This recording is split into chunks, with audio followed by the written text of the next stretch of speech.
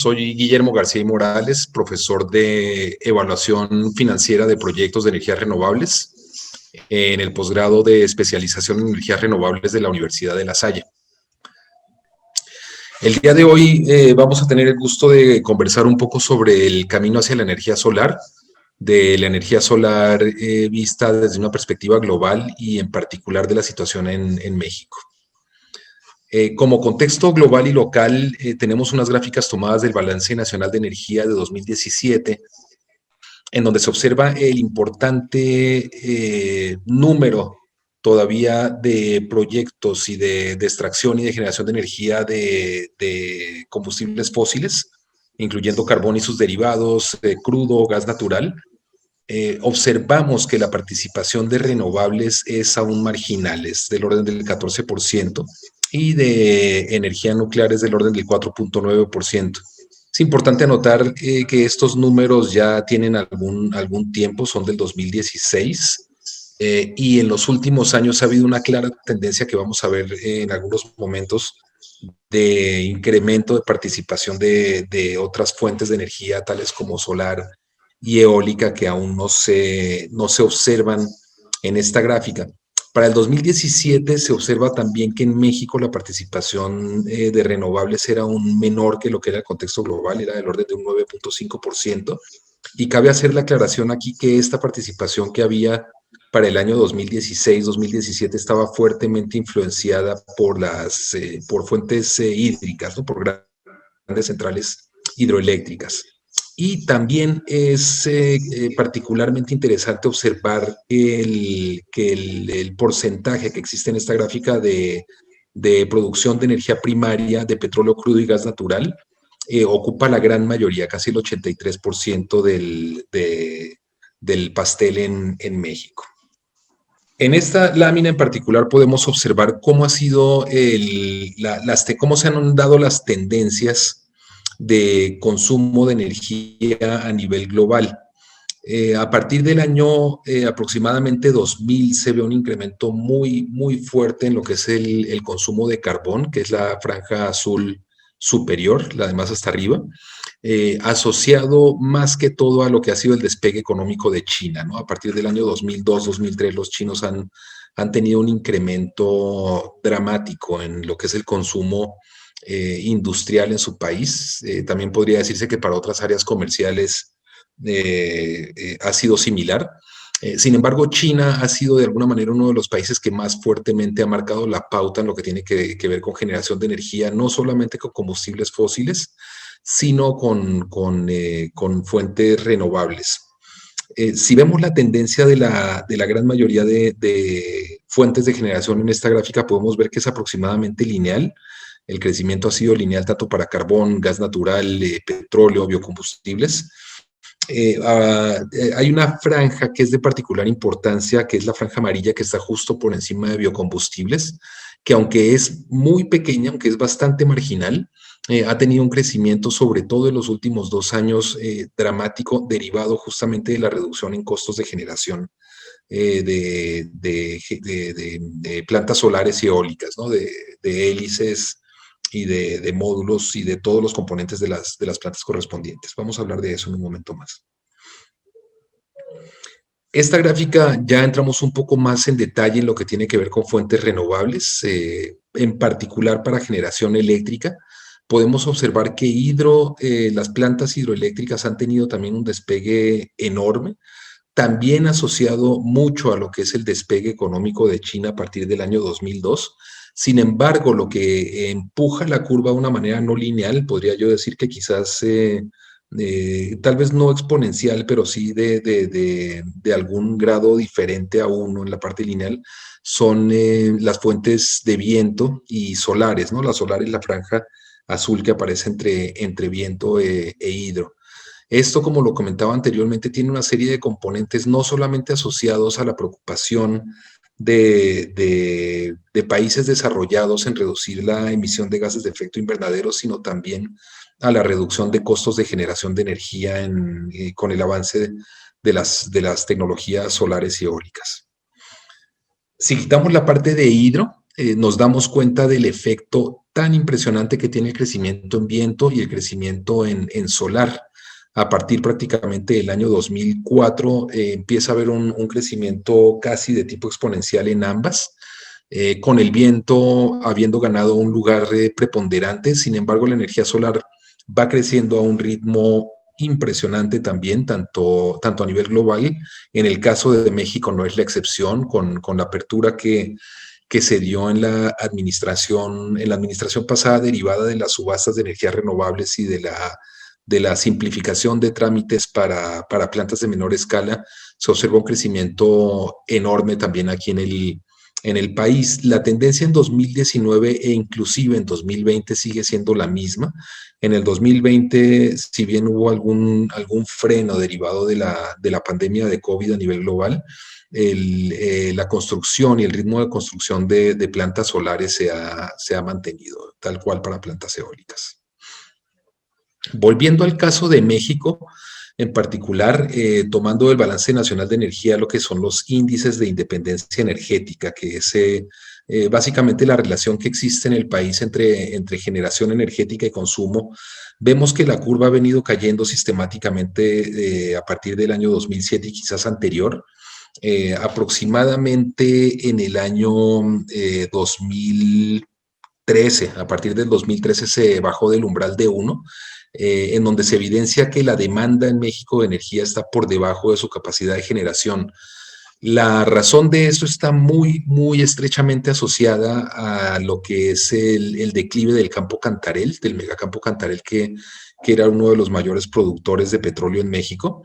Y con este declive, pasando aproximadamente de 2 millones de barriles por día que se tenían en el 2004 al orden de 300,000 barriles por día que debe haber en la actualidad, México ha perdido gran parte de su capacidad de generación energética, siendo ahora muy dependiente de las importaciones de gas de los Estados Unidos para generación eléctrica.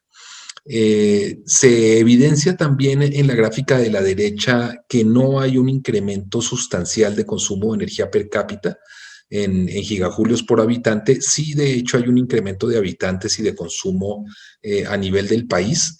Sin embargo, hay una preocupación genuina, o deberíamos tener una preocupación genuina, sobre la dependencia energética que existe de México hacia Estados Unidos, en el sentido de que en cualquier situación catastrófica, o como lo presenciamos a principios de este año con las heladas que hubo en Texas, puede conducir a situaciones de emergencia en México por no tener una capacidad de generación suficiente que compense su consumo.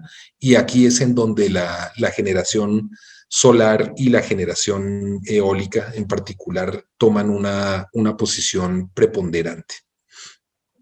Si observamos el mapa de irradiación global horizontal global mundial, nos damos cuenta de que México, de todo el territorio mexicano, tiene unos valores superiores aproximadamente a 5 kilovatios hora por metro cuadrado por día de generación, lo cual nos pone en una posición privilegiada, quizás solamente superada en América por Chile, por el desierto de Atacama, en la mayoría del territorio mexicano. Esto se aprovechó durante la época de construcción de las grandes plantas solares durante 2018 y 2019, en donde se llegó prácticamente a una generación, se pasó de menos de un gigawatt instalado a más de 5 gigawatts de potencia, cercanos a los 6 gigawatts de potencia en México, como resultado de los PPAs bilaterales negociados, las subastas de energía limpia y demás, que pues nos daban una ventaja sustancial y una posición líder en el territorio mexicano. Y sin embargo, el territorio que queda aún con capacidad de construcción de grandes plantas solares es inmenso. Esto apenas haciendo énfasis en las plantas de gran escala con respecto a plantas de generación distribuida, plantas en techos y plantas de tipo comercial, industrial pequeñas o menores a un megavatio. También el crecimiento ha sido enorme, ha sido sustancial, y la expectativa de crecimiento y de oportunidad en el país está sobre la mesa en la actualidad. Volviendo al tema de las plantas solares, esta es una lámina de la Asociación Solar Mexicana, en donde muestra que para agosto del 2019 había 50 centrales solares en operación comercial, y apenas para marzo del 2020, estamos hablando quizás de un periodo de 8 meses aproximadamente, ya teníamos 67 centrales solares en operación. La capacidad de generación de todas estas plantas en su conjunto es cercana ya a los 6 gigavatios de potencia instalada, que es más o menos similar a la capacidad instalada eólica en México, lo cual sienta los precedentes del potencial que tiene el país y de la capacidad que tenemos de generación de energías de fuentes limpias. El costo nivelado de generación, si nos referimos a él brevemente, es de manera simplificada los costos totales de una planta por unidad de energía generada durante la vida de la planta. ¿Sí? En esto se consideran todos los elementos financieros asociados a un proyecto, los ingresos, los márgenes, los flujos de caja y todos los indicadores económicos. Y esto se transforma esencialmente en negocio, ¿no? En un negocio que debería estar orientado a favorecer al usuario final y que le permita tener un profit a los generadores. Este costo nivelado de generación ha venido teniendo una disminución sistemática durante los últimos, diría yo, quizás más de 10 años en la parte solar.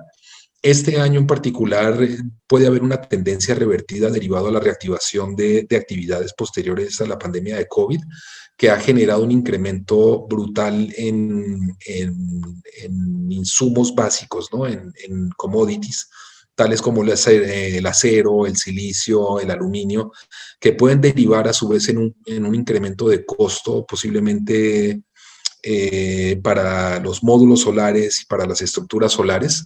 Sin embargo, la tendencia a largo plazo es que este costo nivelado de generación para plantas solares siga teniendo una tendencia a la baja, lo cual posicionará a la energía solar pues en una posición, de una manera de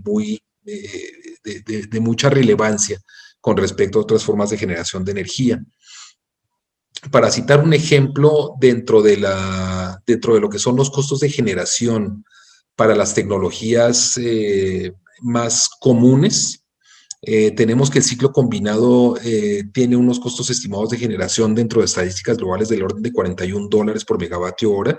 La energía geotérmica estamos hablando en 38, pero es importante anotar dentro de las que he resaltado en estos 5 cuadritos, lo que son los costos nivelados de generación de viento y solar, que estamos hablando que ya están por debajo de $50, solamente siendo digamos, con unos costos menores para las hidroeléctricas y para geotérmica, ¿no? En estos cuadros he marcado cuáles son los costos nivelados de generación más básicos dentro de todas las fuentes que existen. Sin embargo, es importante anotar que tanto las hidroeléctricas como las plantas geotérmicas tienen un número de restricciones importantes, tanto en la posibilidad de encontrar las fuentes originales, como en el caso de la energía geotérmica, como los impactos sociales y ecológicos que pueden darse en la construcción de grandes hidroeléctricas, lo cual se compensa de una manera muy óptima con plantas fotovoltaicas y eólicas, ¿no? El potencial futuro, ya para ir cerrando esta parte de la presentación, en Utility Scale, como comentábamos en México, existe el territorio, existen las condiciones dadas, hay que avanzar mucho en la parte de interconexión, pero el potencial, digamos, en términos de territorio y en términos de irradiación solar está. La regulación actualmente existe aun cuando hay por parte de las iniciativas gubernamentales cierta resistencia a desarrollar las plantas solares de gran escala que se venían dando. Las condiciones fundamentales existen en el país y están plenamente identificadas, ¿no? En generación distribuida es el mismo escenario exactamente. En la actualidad en México hay cerca de 1 gigawatt instalado de generación distribuida con un potencial estimado por Asolmex quizás en el rango de 500 megas a 1 gigavatio por año, quizás superior a eso. Y las condiciones evidentemente para llenar todos los techos, todas las plantas industriales de módulos solares para autogeneración o para reducir los costos de energía de los usuarios finales están dadas. Con esto cierro mi presentación. Muchas gracias por su atención.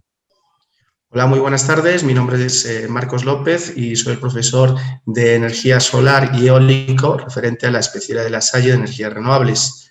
Y el día de hoy pues vamos a platicar un poquito concretamente de la energía solar, concretamente la energía solar fotovoltaica. Bueno, Pues como ya se ha expuesto, pues la energía solar fotovoltaica ha presentado pues un crecimiento exponencial en la última década en el país, pasando básicamente de apenas 200 megawatts pico nada más hace en el 2015 hasta cerca de 7.000 megas registrados a finales de 2020, ¿no? Bueno, un poco el objetivo de esta presentación es para ver los alcances y las competencias que vamos a tener en este tipo de formación, ¿no? Concretamente, el objetivo de la formación, como expone, es brindar las competencias necesarias para que el alumno pueda desarrollar un proyecto de una central solar, es decir, desde el análisis, cálculo, diseño, operación y mantenimiento y poder descubrir en este caso pues, el mercado potencial de estos sistemas en el país, ¿no? Bueno, ¿qué se va a abordar pues, en la especialidad? Uno de los primeros puntos vamos a tener el panorama actualizado de lo que es de la energía solar fotovoltaica justamente en el país, bueno, empezando desde datos macroeconómicos de la potencia total instalada en los principales países del mundo, pasando por la evolución histórica de la energía solar fotovoltaica en México y abriendo camino a la situación actual y metas que tiene México a corto, mediano y largo plazo, ¿no? Entonces, lo primero que se va a abordar en la especialidad va a ser este panorama actualizado, ¿no? Una vez que se dé esta pequeña introducción a lo que es a los sistemas fotovoltaicos, tanto a nivel internacional, sobre todo a lo que más nos interesa a nivel nacional, vamos a empezar con la clasificación de sistemas solares fotovoltaicos. Es decir, el alumno como tal va a conocer la clasificación de los diferentes tipos de centrales que clasifica pues, la ley de la industria eléctrica, que es la que impera en este tipo de clasificaciones de energía solar fotovoltaica. Actualmente en México existen dos tipos de sistemas solares fotovoltaicos a grandes rasgos que clasifica la LIE, que sería la generación distribuida, son aquellos proyectos de menos de medio mega, y las centrales de generación eléctrica. Es decir, que en una primera instancia el alumno va a tener la capacidad ya de empezar a descubrir qué tipo de centrales se define actualmente en México, ¿no? Bien, una vez que se tenga definido pues, este tipo de clasificación de sistemas solares fotovoltaicos, se va a empezar a dar una introducción a las centrales solares fotovoltaicas, es decir, el alumno como tal va a comprender el lenguaje técnico correcto según especificaciones de Comisión Federal y las normas no eléctricas. A continuación, también se van a abordar los diferentes criterios de clasificación de las instalaciones solares fotovoltaicas interconectadas a la red de distribución, es decir, cómo se va, en este caso, a clasificar los sistemas fotovoltaicos en función de la potencia, tensión o voltaje, en función de cómo se conecta a tierra y en función del tipo y del número de inversores. Bien, una vez ya tenga este panorama el alumno, vamos a entrar en el alma mater de la instalación solar fotovoltaica, que es el módulo. Vamos a exponer lo que es el efecto fotovoltaico y vamos a abordar los diferentes tipos de módulos solares fotovoltaicos, ¿no? Desde los módulos solares fotovoltaicos de silicio, cristalinos, tanto poli como monocristalinos, hasta módulos solares amorfos, ¿no? Vamos a tocar también la segunda generación de módulos, pero vamos a poner un poco más de hincapié en los módulos actuales en el mercado, sobre todo los de celda dividida o half-celt, o de doble celda, que son los que actualmente imperan en el mercado. Este tipo de formación es muy importante comentar que es una formación muy actualizada porque actualmente los docentes que colaboramos en la especialidad pues estamos en un campo laboral, por eso toda la formación se va actualizando a raíz que vamos pues avanzando en el ciclo formativo, ¿no? A través del labor que hacemos en campo. Bien, una vez que se abordan los diferentes tipos de módulos, también vamos a abordar los parámetros o valores más representativos del módulo solar fotovoltaico, como pueden ser el voltaje en circuito abierto, intensidad de short circuit o el voltaje, la intensidad y la potencia en el punto de máxima potencia. Así como poder calcular estas condiciones, estos valores representativos técnicos en campo para un proyecto determinado. Obviamente es muy importante no dejar de lado lo que es una de las partes más importantes del sistema solar fotovoltaico, que sería el inversor. El inversor como tal es el otro elemento fundamental de un sistema solar fotovoltaico cuya función es adaptar o convertir la energía en corriente directa a corriente alterna, ¿no? Por eso nos vamos a parar y a profundizar en este tipo de aparato electrónico, que es el que nos va a permitir hacer esta adaptación de energía, ¿no? Se va a hablar de una clasificación previa en función de la calidad de onda, en función del voltaje y trabajo de la potencia. Vamos a hablar de los microinversores o microinverter, inversores centrales de gabinete o inversores tipo central de pedestal. Y también vamos a abordar lo que son los parámetros fundamentales, tanto entrada y salida, de los inversores, ¿no? Y uno de los puntos más importantes, que es el seguimiento de punto máximo de potencia o tracker, ¿sí? Bueno, una vez el alumno tenga todas estas competencias, estos conocimientos de los diferentes elementos del sistema solar fotovoltaica, vamos a hablar de los diferentes procedimientos de cálculo. Es decir, básicamente lo vamos a ordenar para poder hacer un proyecto llave en mano. El alumno va a tener las competencias justamente para hacer este tipo de proyectos, ¿no? Entonces, una vez que tengamos todos estos conocimientos, uno de los últimos pasos es seguir estos procedimientos para que el alumno pueda llevar a cabo este proyecto, ¿no? Los primeros pasos, es decir, desde la ubicación, desde el análisis energético, desde las tarifas de Comisión Federal, se va a hablar de calculadoras energéticas, del cable conductor, de las protecciones y finalmente las consideraciones de los sistemas de aterrizado. Bien, en cuanto a la ubicación de generador fotovoltaico, se va a abordar los diferentes casos que el proyectista o el integrador de un sistema fotovoltaico pues va a ver en obra, desde el caso general, superposición o integración arquitectónica, ¿no? Y también se va a abordar lo que es la disposición del arreglo solar fotovoltaico, es decir, las distancias entre filas que debemos tener en los sistemas solares. Bien, en cuanto al análisis energético, se va a proceder al cálculo de la energía solar fotovoltaica del arreglo, pasando por los conceptos de potencia, radiación, contemplando las pérdidas por orientación e inclinación y, obviamente, valorando el PR o rendimiento general de la instalación en función de las condiciones particulares del proyecto, ¿no? Se ha trabajado con inversores centrales, microinversores, distancias, etcétera, ¿no? Bien.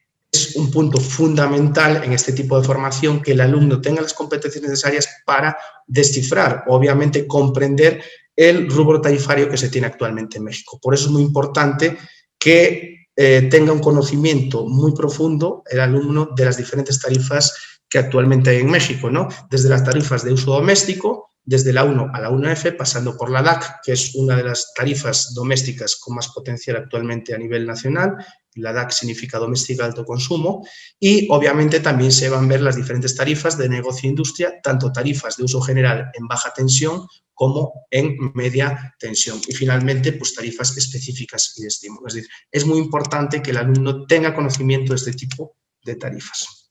Bien, una vez que se tengan los conocimientos tanto del cálculo energético, del arreglo solar o del sistema solar y conociendo el tipo de tarifa, el alumno va a proceder a desarrollar y a diseñar, es decir, en la especialidad vamos a desarrollar junto al alumno diferentes calculadoras técnico-económicas para que el alumno pueda desarrollar tanto una tarifa residencial tipo DAC como una tarifa de negocio e industria en baja y media tensión.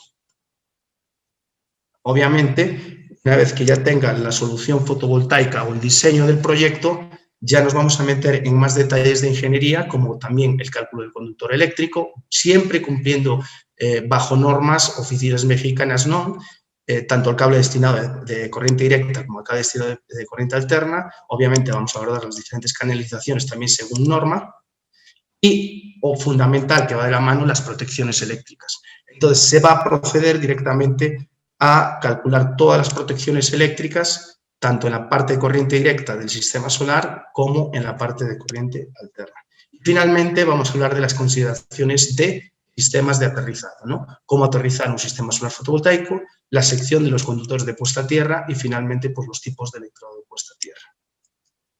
Bien, es muy importante que el alumno o el participante, en este caso, pueda hacer el proyecto ya en mano y, puesto que este tipo de sistemas requieren una tramitología ante Comisión Federal, también se va a abordar con la experiencia que tenemos en campo qué documentación o qué requisitos va a necesitar en este caso el proyectista para hacer el proyecto. Es decir, la documentación referente a la propiedad cuando se trata de una persona física, qué documentos se tienen que entregar ante la división de Comisión Federal o cuando se trata de una empresa, es decir, para una persona moral. También vamos a hablar de lo que es la UBIE, que es la Unidad de Verificación de Instalaciones Eléctricas, y la UIE, que es la Unidad de Inspección de Instalaciones Eléctricas, ¿no? ¿Qué es concretamente y cuándo se requiere, cuándo aplicaría para los proyectos que vamos a abordar directamente en el curso? Bien, una vez que ya puede desempeñar el alumno este tipo de diseño, es muy importante, es fundamental que también tenga conocimientos de operación y mantenimiento. Es decir, vamos a abordar procedimientos de mantenimiento preventivo y correctivo de sistemas solares fotovoltaicos y esto es muy importante, ¿no? Este tipo de formación va a tener una parte práctica muy interesante donde el propio alumno va a poder monitorear en tiempo real los sistemas que ya tenemos operando en Ciudad de México. Tenemos diferentes sistemas en Ciudad de México, en Oaxaca, en otros estados, que en colaboración con la universidad lo estamos utilizando a efectos didácticos, de tal forma que el alumno puede ver la generación en tiempo real. Finalmente, pues se va a proceder a desarrollar reportes de generación y ahorro para dar un buen seguimiento de operación y mantenimiento de los sistemas solares. Y por último, la última etapa fundamental es demostrar las competencias que el alumno ha adquirido en la formación. Para eso se va a desarrollar como proyecto final de, digamos así, de especialidad, pues diferentes proyectos, es decir, desde el inicio hasta el llave en mano de tres proyectos concretamente, que sería uno de tarifa doméstico tipo DAC, doméstica alto consumo, y serían 2 de negocio e industria, tanto en baja tensión como en media tensión. Bueno, esto sería un poquito o lo que es, obviamente muy resumido, lo que serían las competencias que se van a adquirir en lo que es en la especialidad. Y bueno, yo con esta parte ya concluyo mi presentación. Muchísimas gracias por la escucha y un saludo.